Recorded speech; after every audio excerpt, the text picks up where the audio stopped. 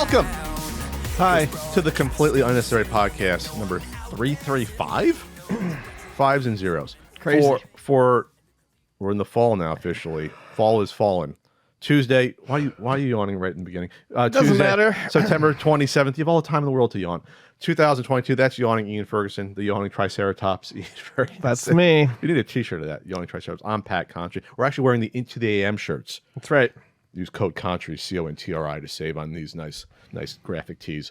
On the show today, we'll be talking about certain game auctions coming up from a specific individual. We're talking about Consumer Reports gaming chairs a little bit. That's right. It's fun. And we'll also be doing a Patreon poll, listening to your voice messages, and we discuss space and how awesome technology is on the exclusive patreon.com/CU podcast. Nothing Matters podcast. That's the name of it. Almost forgot. We talked about how you can see Jupiter clear as day. Not clear as day, but pretty clear yesterday.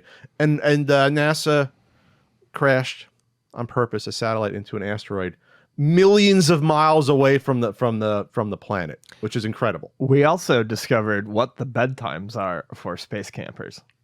Yes, we wish it was 1986 again here on the CU podcast with just space ice cream. It was all, you don't want to miss it. Be sure to check it out. What else happened there? I watched the Predator over the weekend.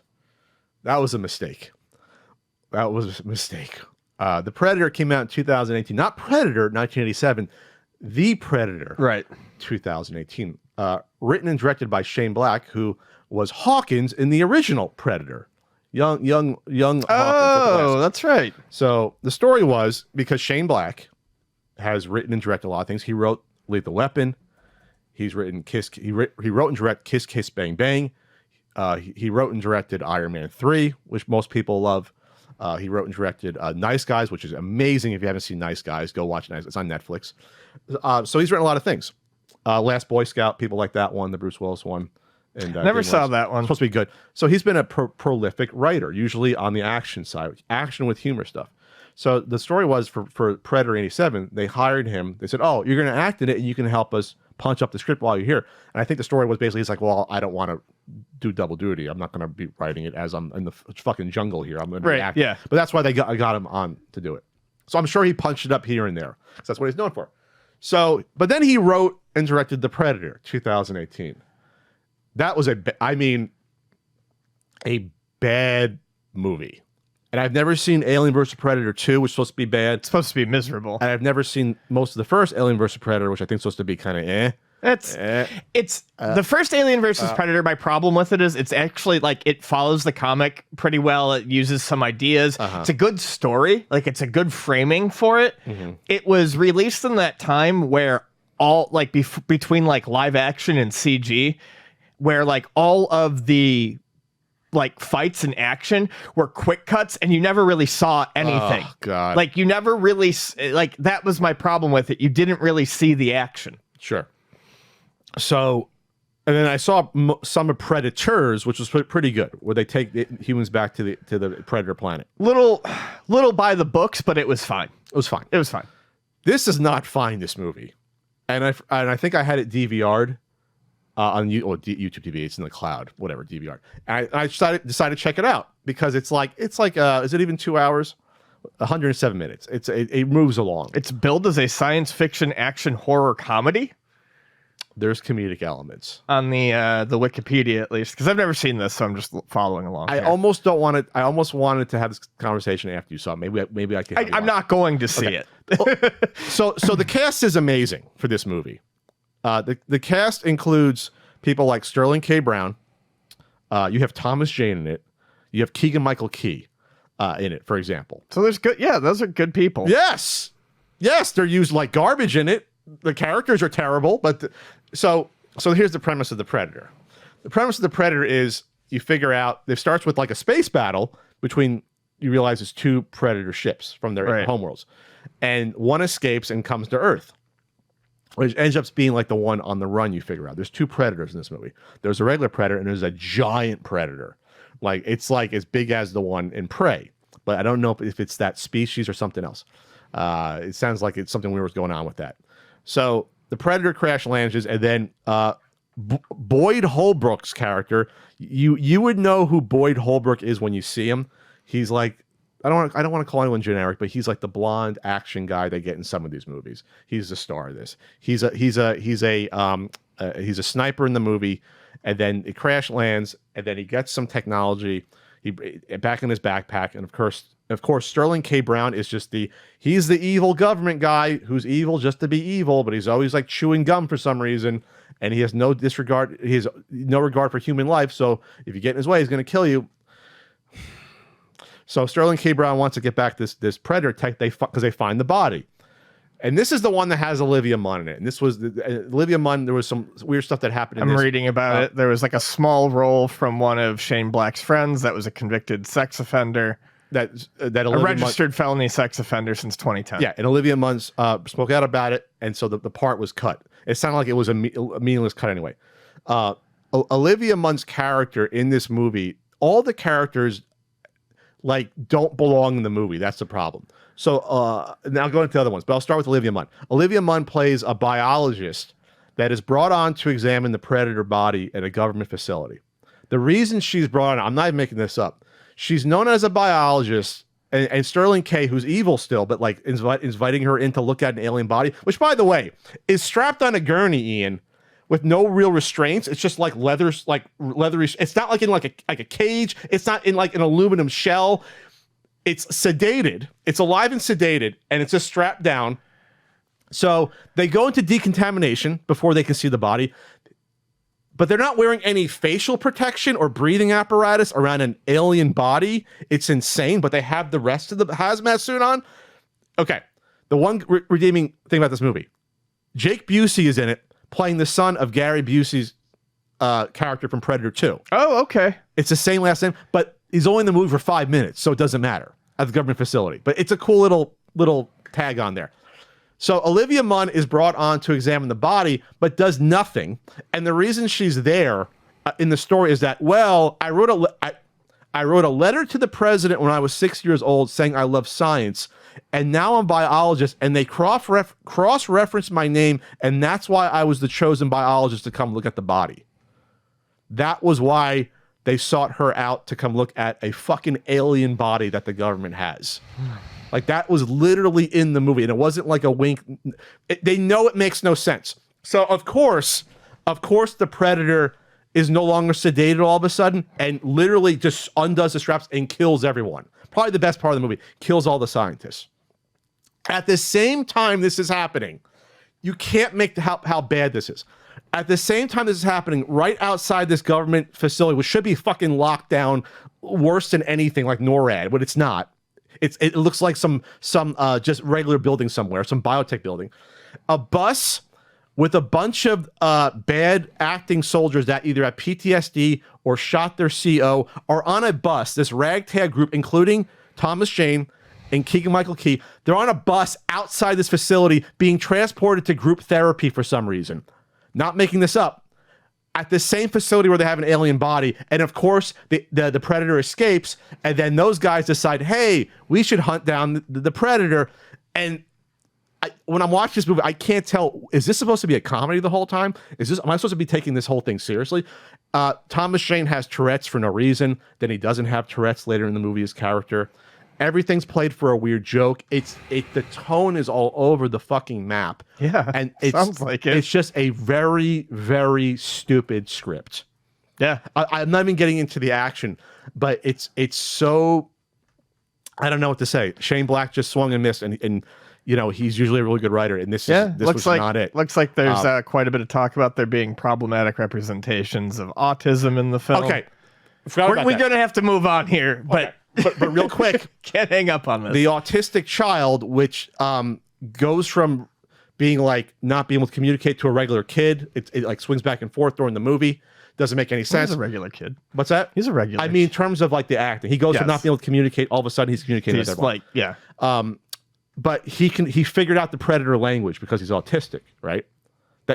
He does in the movie. He figures out the Predator language through the mask. He's doing all these manipulations. He gets the mask from his father, the sniper. It's ridiculous. One of the worst parts of the movie is that there's two bullies that call him Asperger, because I guess he's supposed to have Asperger's. They call him Asperger. He walks around later in the movie. The same bullies that hassle him at school come back later, and the kid is wearing the Predator mask, and he has the gauntlet on, which gives him powers. He gets recognized by the bullies when he has a fucking full mask on covering him. And at that point, I'm like, I'm done. That was like 40 minutes into the movie. I'm like, I'm done. I'm fucking done with this movie. But I had to see it through. Some of the action's decent.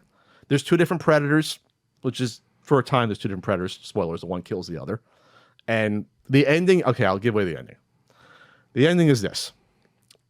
The Predator came to Earth to give us the special anti-Predator weapon. I'm not making this up. The anti-Predator weapon is revealed at the end as like, it attaches yourself. You basically become Iron Man. It's an Iron Man Predator armor that a human could wear. A piece of technology floats out and attaches itself to a lab worker working as a transformative Predator killer suit before deactivating. Realizing the first Predator was trying to pass it on to humanity for a fair fight against the larger Predators, McKenna indicates he will be the pilot to operate the suit. It's awful. Well, I'm so glad that this did not continue. This was supposed to be a trilogy, and it didn't continue. Yeah, that sounds absolutely miserable. It was miserable. Now we're going to move on. What else is going on? Oh, boy. Well, my weekend, that was long. So my weekend was fun. I just played Splatoon 3 for most of the weekend. Really enjoyed it. Getting better at it. It's fun to play something online and competitive again and go shoot people with paint. There you go. So that was basically that. So... There's a Consumer Reports report on gaming chairs. Consumer Reports report? Consumer Reports report. Or Consumer Report? Consumer report. Okay. However you want to look at it. And they went through a bunch of gaming chairs and reviewed them. And it's interesting because I think the intro kind of talks about, how, bucket seats are not... Bucket seats are not ideal for gaming chairs. They exist to keep race car drivers from flying out of their seats on turns. So the race car style like this over to my left. Yeah, there's absolutely no reason for it for that to be like in a thing. It's just to look cool. So they note that a lot of this is just how cool can we make stuff look. But they did say that there were two that they really recommended. The Herman Miller Embody, which is $1,800, and the Cooler Master Ergo L, which is $445. So they're saying that's worth it for $400. By the way, this is from Nicholas De Leon here, Best Gaming Chairs article. Some of it is free, but obviously Consumer Reports has no advertising. That's why they're the go-to source for Consumer Reports on products, because they accept zero advertising. Yeah. So they go through and they rate a few, and these ones I think are the ones that they rated a little bit more highly because they're 5 out of 5s and 4 out of 5s for a lot of things. Like the Herman Miller is all 5s except for ease of use, which is 4. Ease of use would be like, I guess, the reclining and lowering. Tilt and stuff. back. Yeah. And then the Cooler Master Ego was mostly 4 out of 5s, except for the ergonomic design was 5 out of 5. And then a lot of them, they go down from there, but they don't list anything. Nothing is lower than a 3 out of 5 on anything except for the G-Tracing gaming chair with a comfort level of 3.5. So anyways, Consumer Reports is great. My favorite magazine as a child was not Nintendo Power. It was Zillions. The Consumer Reports magazine for kids, where they actually got kids and they took all the cool toys for the year. I don't remember and that. They actually had kids review them and stress test them and write the reviews. And yeah, it was an awesome magazine. It stopped in 2000, when print media started to die.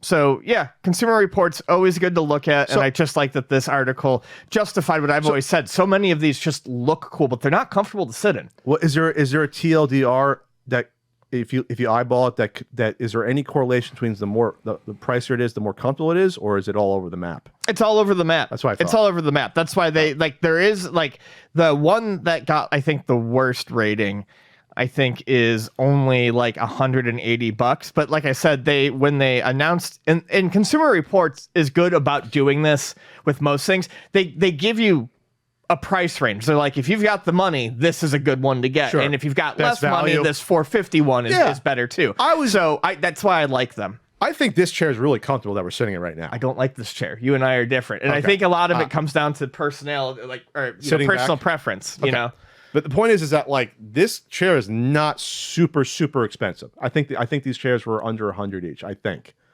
they're under 100. Under 100? I think they were about under 100. Okay. Why? That seems incredibly cheap to me. Maybe it was a deal. Maybe nowadays it'd be more money. I bought these like 5 years ago. Maybe they were 100. But the point is that like this one to my left here, this has all the bells and whistles. I think this was 150 here, but I don't think the quality of this would be that much worse than one that costs $300 or $350 for what you get. I just think a lot of these chairs, the marketing's built into some of these, and I don't think a lot of these are that much different for the price. I guess that's my point. Sure. Maybe these were like 120 each. Maybe something like that. Maybe. I'm sorry, they're uncomfortable. Should I get an extra pillow for you? I think these are perfect. The reason I don't use this for that is because this doesn't have a full headrest, and I like this has a full headrest on the left. Full headrest is nice. And then I think I don't like this lump here. I think that's my big lump. You mean the curve? Yeah. Oh, that's my big takeaway. Is I'm just not huge on that lower lumbar lump, and I never have been. I like the lumbar. Never support. have been. I'm a lumbar support guy. I like my lumbar support. I probably should like it, but I was gonna say, yeah. I don't know what the shape of your spinal cord is. It's awful. It's a miserable shape. Okay. Disney wants to do two Star Wars games per year, not just 2 games. Disney wants to do 2 Star Wars games per year. That's the new report. They're pushing for 1 AAA game, 1 smaller game every fiscal year going forward. I think it's a bad idea to lock yourself into something and say that. I mean, I don't know why you would say that, because now you put the pressure on yourself to do what you said. And I mean, when things are scheduled like that, obviously quality goes out the window because it's ship or shit. Shit or ship. Shit or get off the pot. Yeah, I don't mind doing like a smaller, medium-sized game every year because you can do like a smaller budget game that's an interesting. I actually think, I think the smaller games would actually be kind of cool. Or but do like go back to, I don't know, there hasn't been when's the last time we had a real-time strategy Star Wars game? Or turn-based one? How far back was that? You know, something like that, like the ones from the late 90s, early 2000s. So I don't mind doing that, or going back to the combat sims. You know, we just had the X-Wing Squadrons come back, but, you know, you can do a new updated TIE fighter every probably 3-4 years, probably. So I can understand working that into the rotation, but I don't think we can support a new fucking Jedi game every year. A giant Jedi game we can't support a new AAA game every year. I mean, just look at what happens with everything else. The quality decreases. Sure. I mean, and they already canceled. I guess they're going to restart the Knights of the Republic remake that they're going full steam ahead, and they put it on, was it indefinite hold? I don't know. Would that count as one? Is that a medium-sized one? I don't know. Star Wars Galactic Battlegrounds. I can never remember the name of the RTS. Yeah. So Insider Gaming reports that Lucasfilm is on board from the plan. This is from Steve Watts at GameSpot reporting. These include Jedi Survivor, great, another Jedi. Star Wars Eclipse from Quantic Dream, the competitive shooter Star Wars Hunters, and untitled games from a few other companies, including Ubisoft. So we have, if you have a bunch of different, they farm out a bunch of different, several studios are working on these. I mean, I think that's fine. I just don't know if there's a mass market for a AAA game every single year like that. I think there is. I mean, the Star Wars fandom is massive. I don't think you set yourself up for failure when you say shit like that. That's all I guess you could say we haven't seen that since the 90s, but when you did it in the 90s, they were entirely different games coming out all the time. Sure. You had combat sims, you had Dark Forces, you had your first-person shooter, you have your strategy, the game we talked about. So you had all these different things that were going on at the same time. And you had even stuff like the arcadey type of games like Rebel Assault on the side. All different things happening. But the quality of all those games were really high. There wasn't really like a Star Wars like stinker that came out then where it was like, oh, this game was just fucking terrible. Even the ones that weren't as good was like, these are still Masters of Terras Kasi. I'm not counting that. I guess I think more of the computer stuff. I'm not talking. Okay, I'm not counting that. Well, it's pretty bad. Yeah, I'm not talking about like some weird fucking, what was that, just on PlayStation? Not talking about that. But I don't think that was on PC. I think it was PlayStation only. Yeah, I'm talking about more like at the same time they were doing Dark Forces 2, TIE Fighter. They were doing, the Rebel Assault games. They were doing all these like bangers one after another. That's what I'm more talking about. Anyway, so I guess we'll see what happens with that. If you love your Star Wars, you can get 2 games every year. What else is going on here? Speaking of gaming, popular YouTuber named Donkey, not Donkey, Donkey, starting their own game company. This is a YouTuber that has millions of subscribers. Yeah, Content creator says he wants to use his reach to help bring the best indie games to market. They're launching a game publisher. I'm sick of sitting on the sidelines. Popular content creator Jason Gastro, better known as Video Game Donkey or just Donkey, has announced he's launching a game publisher called Big Mode. Speaking in an announced video, Gastro said, this comes from Video Games Chronicle, Tom Ivan. Speaking of announced video, Gastro said he was sick of watching from the sidelines and believes he'll be able to use his reach and experience critiquing video games to help bring promising indie titles to market. However, many industry pundits and developers have questioned his qualifications for running a game development company. Okay, so I think that's the question. Is he developing from the ground up, or is he just going to be a publisher? Because those are two entirely different things. Well, no, it's publishing, and I think that they're that's what it says, not developing. And I think the concerns still hold. I just dropped an article that I looked up that's pretty good by Stacey Henley on The Gamer. And I mean, the concerns are pretty big. It seems like one of those things where, I don't want to say drunk on power, but you get popular, you get surrounded by yes men, and no one asks you, what are your qualifications? And he says, I've championed a lot of these games, but it's always the games after they come out. Sure. The publishing's been taken care of. Now you've got to really get into the nitty gritty and find the seeds that are worth developing. And that's a completely different thing than being able to look at popular indie games that have already been reviewed and, pushing them to a greater light. No, I get it. But I just want to make it clear that if he's, going to be helping develop games from the ground up, that's a much different task than getting a game that's semi-completed or closer to completion and helping it push it to the finish line. Well, I don't think he's doing any developing. It's just publishing. Okay. That's what it says. Okay, so if he's going to help publish stuff, I guess I'd have to see him fail before I really kill him for trying. I'm not saying he's going to be awesome at it, but I want to see what he's going to do. Because he can throw money at something and then have a team of people finish something and not get directly involved, and that's still technically publishing. You can do that. It's just the guidance of putting the people, nudging him in the right direction.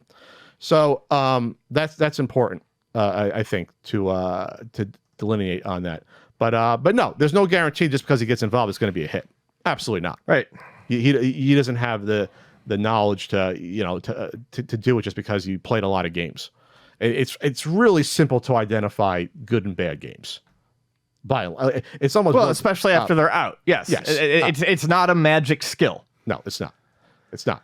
You're not taking old ass games off. Like, it's almost be like if he was going to go back and find games that were already released, find like some sort of like quote unquote hidden gems, and then help them get marketing, get them to be known. That could be something that are already fully finished and maybe quote unquote republished. That could be something. I don't know. But and you're doing a limited run sort of thing. Well, I just mean throw money and attention behind something, because that's really what he's doing. When this is a guy that he can go to any small company and say, "Hey, I got millions of followers. I play your game. A ton of people are going to know about it."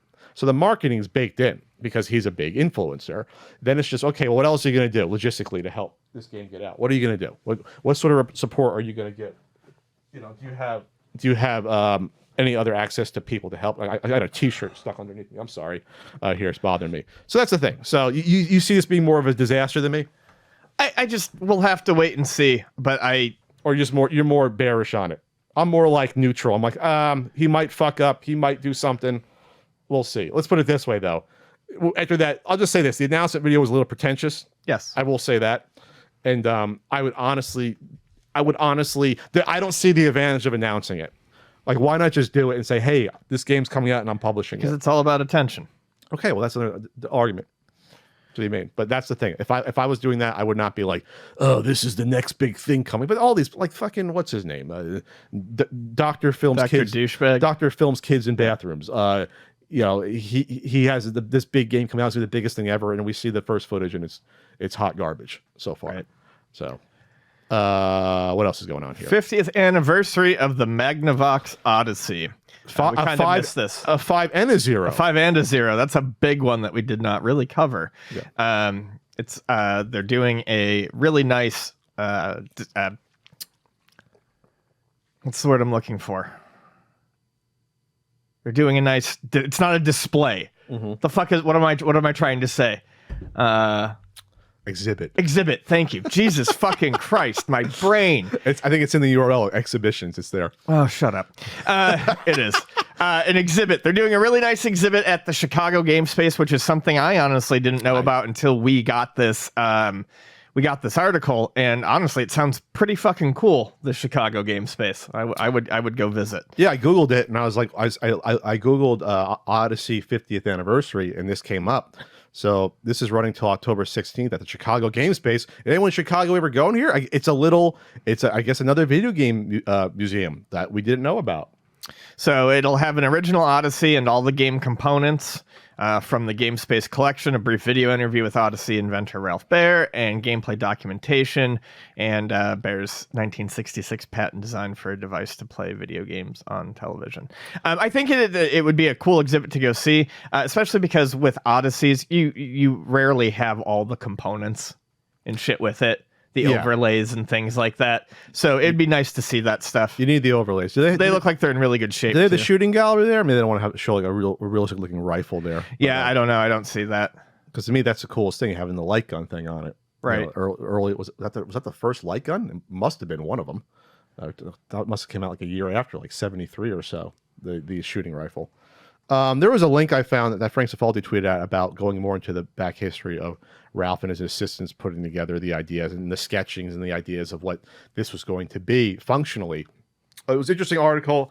I wanted to comment in a little bit, but I don't have access to the link. But it was interesting because there was some speculation in the article about what Ralph did versus the assistants, about the ideas that maybe, Ralph was the tech guy, but maybe he didn't have all the ideas about what a game could actually look like. And that's what the assistants sort of maybe helped nudge him about what can you actually do. Think about this. If you have no idea what a video game is, trying to think about what it can do on a screen with manipulating, pixels and what you can do. Right. So that's basically what they were doing for years, trying to figure this out. But Ralph came up with the good old RF technology to basically interfere with the signal to have the signal override the TV from the console. Right. That was the big deal. That's what was the patent. That's what he still, I think, was getting paid out through like, I guess until the 80s somehow, because like that was the technology that was like the game changer. It was like, we're going to have something interface with the TV from another object. Like that's a giant part of it, obviously. And then obviously you get into manipulating stuff on screen. And that's all the conversation with that. But yay, Odyssey. Woo. It's always an Odyssey at ultimatenintendo.com. It's always an Odyssey. You're going to encounter lots of things in your path to get through, like enamel pins, RBI baseball stickers, the limited T-shirts on sale for $10 each. We got the certain NES and NES and Super Nintendo guidebooks and more, and stickers at ultimatenintendo.com. You can get your Danny approved, Danny, the CU podcast stickers, the limited stickers on there, and then Pat and Frank stickers are there too. I'll be on Twitch Wednesday night. Always a day after we record the podcast, twitch.tv/CountryCode. And then we'll be at the Portland Retro Gaming Expo. Expo. So soon. I'm very, very excited. What's the dates on that, Ian? October 14th? 15th, and 16th. Well, Friday we'll be setting up. But no, Friday is the arcade day. Oh, but we'll be there the 15th and 16th. Yes, we'll be there. But yeah. I mean, the whole event starts on Friday with the arcade stuff. Absolutely. And then I'm on Cameo, cameo.com/PatContry. I check it every once in a while because sometimes I don't look to see what's going on there. But those are far less than what they used to be. Unfortunately for Pat, you don't want to get a Cameo anymore from me. Anyway, we have another Web3 console in the works. Another one. So you remember us talking about the Polium a few months back, and they're still plugging away online saying that they're going to have this console ready. Well, this one is called the Zilliqa console. This is coming from VentureBeat and Jason McMaster. Blockchain company Zilliqa is announcing the launch of its Web3-based console featuring first-party games from Zilliqa, a Web3 wallet, and mining utilities. The console is designed for the crypto-minded. The overall goal of the device is to enable players to play games while mining Zil tokens. I mean, just that paragraph, you read it, and it's like it's a job. They're not like It just makes them money and maybe you a small amount of money, but it's all going to crash and burn anyways. I will say this. I don't think... The ZIL token? What is it? The ZIL token? What is ZIL it? tokens. Yeah, well, mining ZIL baked So that'll be baked into the experience of the games, I guess, some way. Well, yeah, that's all blockchain crypto gaming. It's all earning money. It's not a fucking game. It's a job. There's always going to be one best way to do it, and you're just going to do that over and over again and make your money. It's not fucking gaming. It's a job. Or you become the pit boss of other people to do the work for you. Right. I got the land. I'm leasing you the land to farm your own shit that you turn into this token that can be turned into money. And hopefully the fucking token doesn't crash because the ecosystem will crash as soon as the token value drops. And that's what happens with all these. Apparently, the gaming hub will enter its early access beta testing in October. So, in just a week or so. They got a console, at least. They got a prototype. I mean, they got that far. This is a real like blockchain company. They work on other shit. Right. This does look like that's not a render. I don't think that looks like a real deal console, which is one step further than Polium, but it is still to be ridiculed and laughed at. You said that like a news person. It's still to be ridiculed and laughed at. Now weather with Pam with weather. Yeah, now Pam with the weather. So launching it with two. They're launching with two Zilliqa games.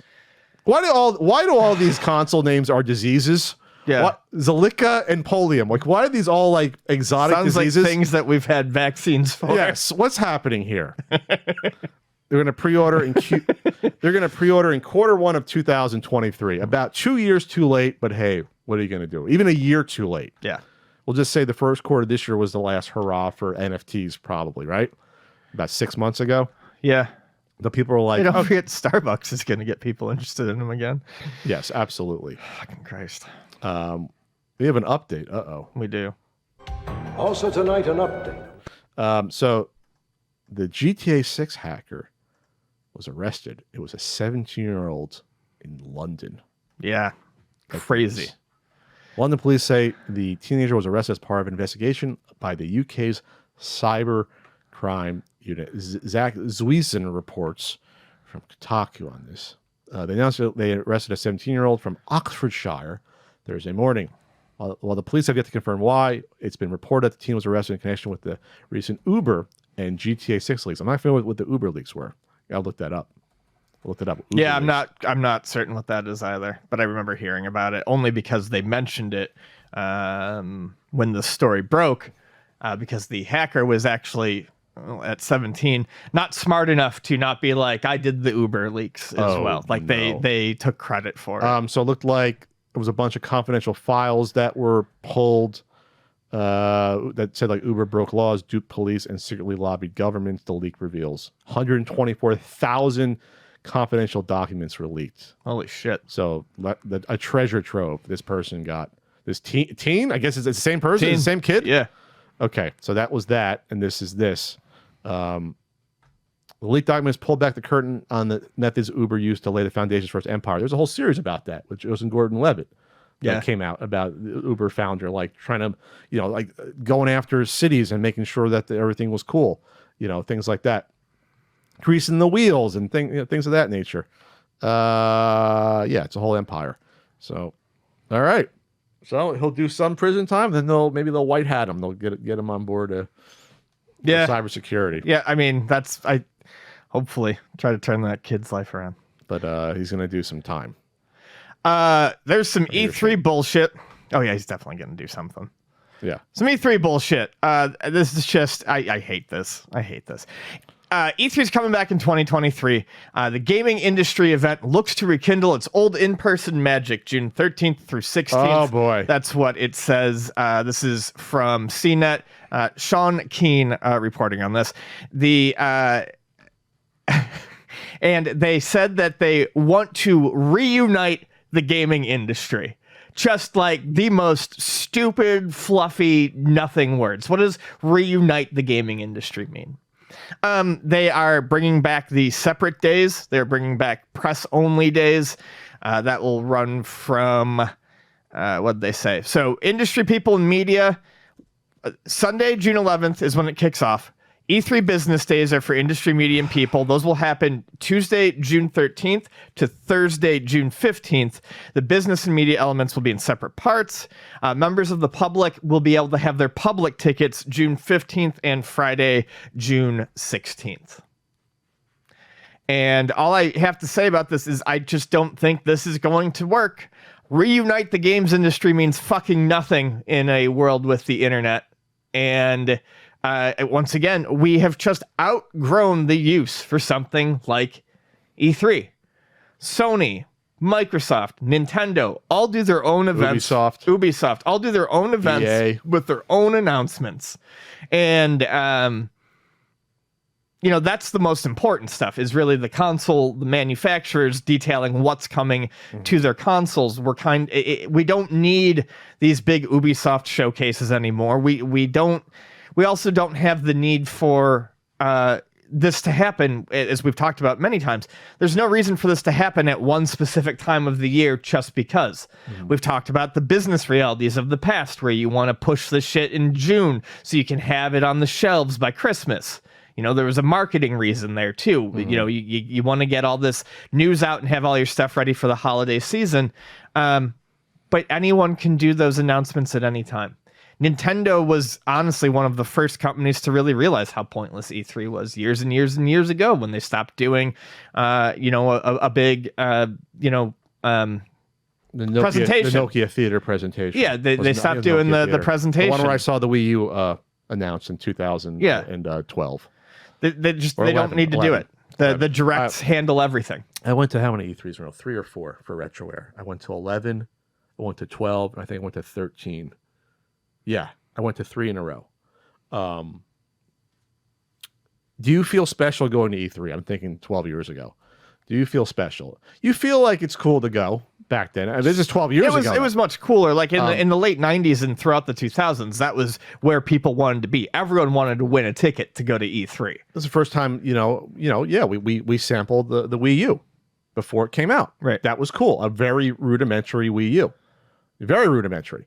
It was like tech demo stuff, but I was like, we're figuring this stuff out.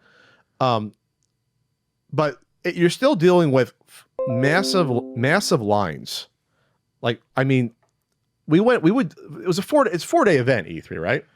Thursday, Friday, Saturday, Sunday. It was 4 or 5 days sometimes. I think it was 5 days. No, excuse me. It's like Tuesday to like Friday or Saturday. It's not to Sunday. It's like it goes to like Saturday or whatever. It's going to be 6 days next year. Well, that's insane. First of all, because I thought that was the normal. I thought it started on Sunday and ended on Friday. I thought that's how it. Well, usually they'd have just the first day or two was just like they used to have the theater events. Then they'd open the floor up. I thought after that. But anyway, so the floor would be open for like 3 days. We would only check out the big booths on the last day because by then a lot of the people left. They already saw this shit. Because otherwise you'd be waiting for 4 hours to try something. You're waiting for hours. Right.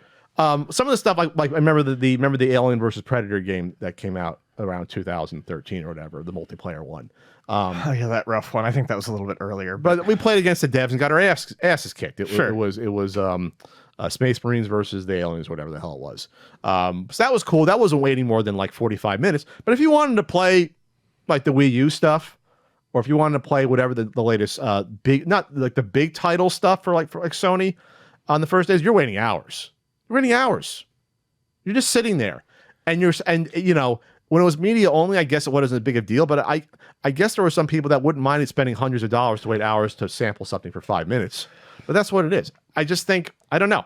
It wasn't as big as what it was. Cool to go. I'm not saying it was shitty. I'm not trying to be all hipster about it. It wasn't uncool, but I think people can enjoy it. I mean, I never went because I hate fucking crowds. I had the chance to go like every year I worked at Luna, but I didn't feel the need to do it.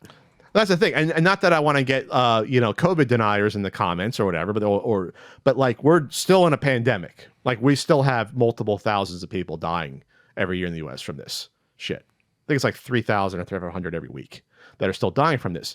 So it's not like we are. Some people are saying we're back to normal. We're not back to normal. We won't pretend we are. We are not. And hopefully by June we are. But like this is a huge event that's going to be gathering, and so to celebrate reuniting everything. It's like it's a trade show.